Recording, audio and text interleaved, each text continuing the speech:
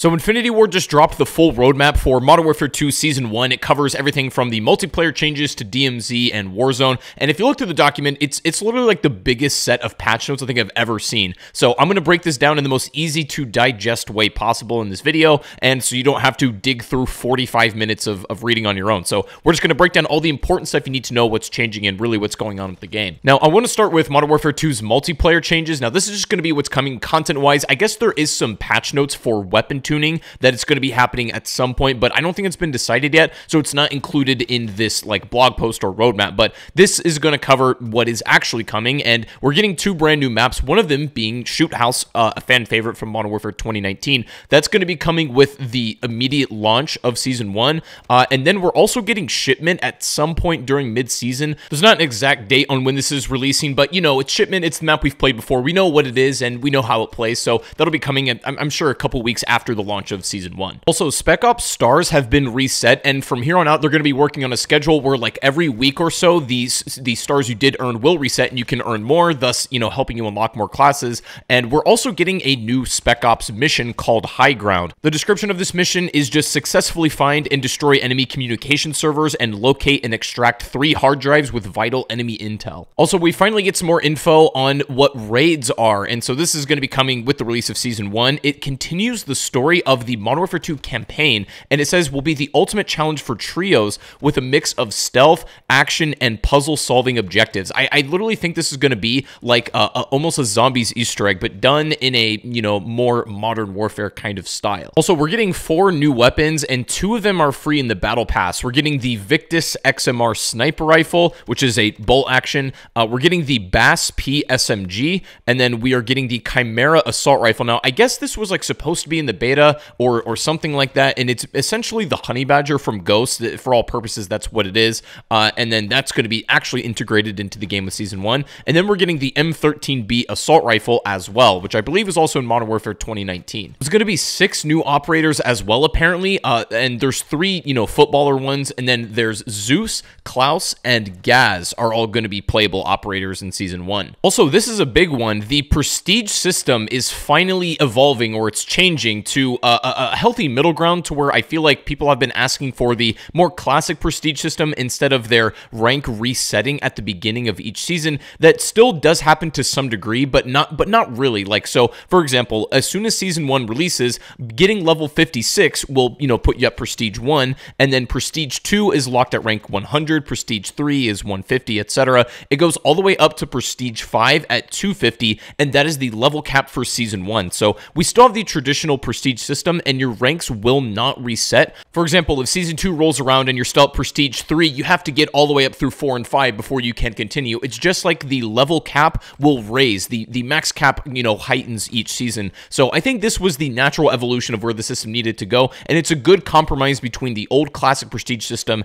and the new season model that they have now. I'm actually a really big fan of this. As it relates to the seasonal prestige system as well, the Battle Pass has been completely overhauled in terms of how it's actually laid out. We're used to Battle Passes just being a very linear system in which you unlock things in a sequential order, and that's kind of true here, but now it's more of a map where it's themed to that specific season, and there are sectors in that map that all hold different items. You can kind of like pick and choose which sectors you want to unlock or like what paths you want to go down as you unlock more items. Each sector has 5 of them, so you can kind of like go at them at your own leisure and pick the items that you want first before you have to unlock, you know, all the stuff that you don't really want or aren't going to use. So I want to shift over to DMZ for a second because I want to clarify some misconceptions people might have about this mode. Now, technically, yeah, it's its own thing, but it is more or less a condition of the new Warzone 2 experience. So basically, the description says that, you know, Warzone 2 is going to have all of the classics. It's going to have solos, duos, trios, quads, all that stuff you would expect, but it's also going to have DMZ, and they say this is an open world, narrative-focused extraction mode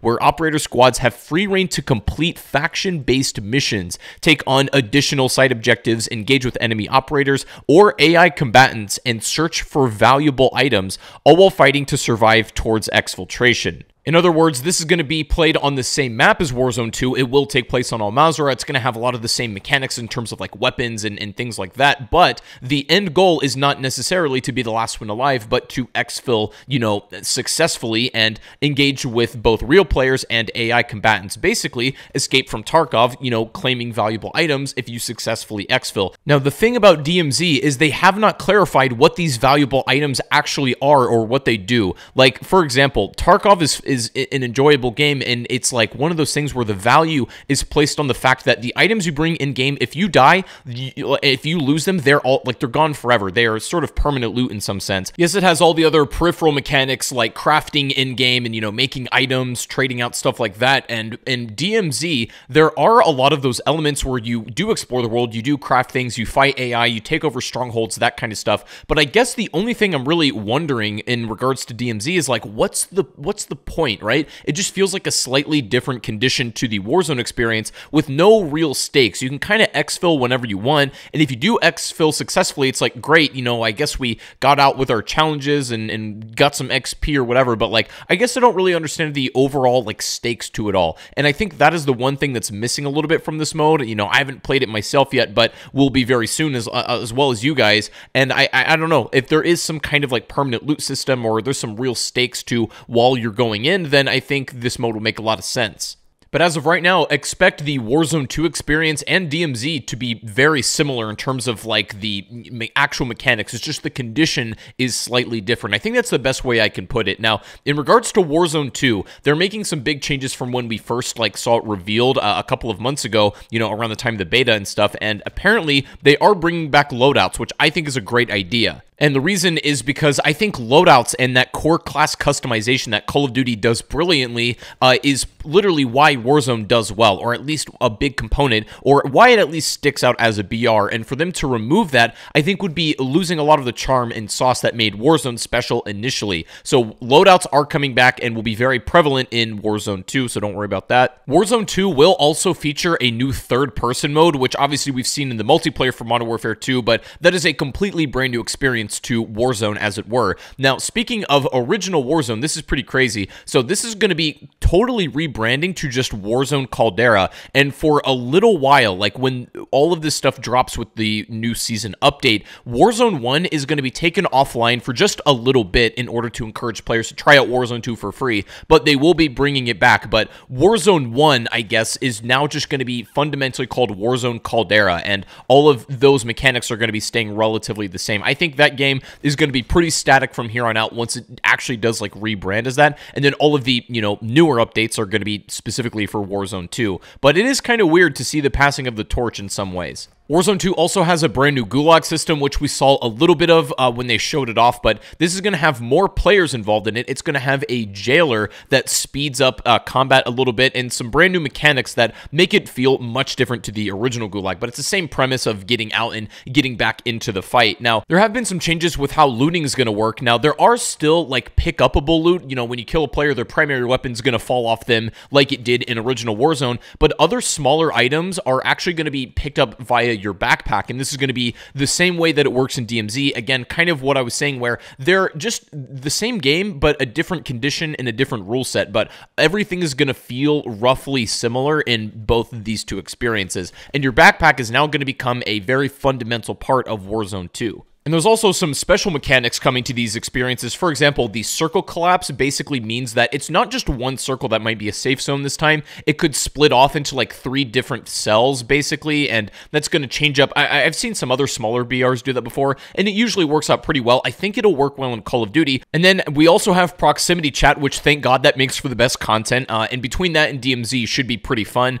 There's something called assimilation. It says in squad-based DMZ modes, as well as special battle royale playlist, you'll have the choice to join up with enemy operators and form a larger squad. Not really sure the details or how that's going to work. And then the most interesting one on here is called interrogation. This is for battle royale and DMZ only, but it says in squad-based modes, intel is everything, reveal enemy locations by successfully shaking down player-controlled enemies while they're down. So I don't know, like if you just like basically go up to somebody who's down, instead of finishing them off, you can like, I don't know, interact with them in some way or press some button, and maybe it just reveals where the enemies are or where their teammates are. Really strange. Not sure how that's going to work, but that is a special feature of this mode. So overall, Warzone 2 going to have a ton of new mechanics and a lot of things to interact with, including DMZ, which I don't even know if we're calling it a separate mode or just a condition of Warzone. I'm not sure, but this is the one I'm most interested to play hands-on, but we will see if this mode really cracked up all it's, said to be. And then multiplayer is getting some pretty solid updates, and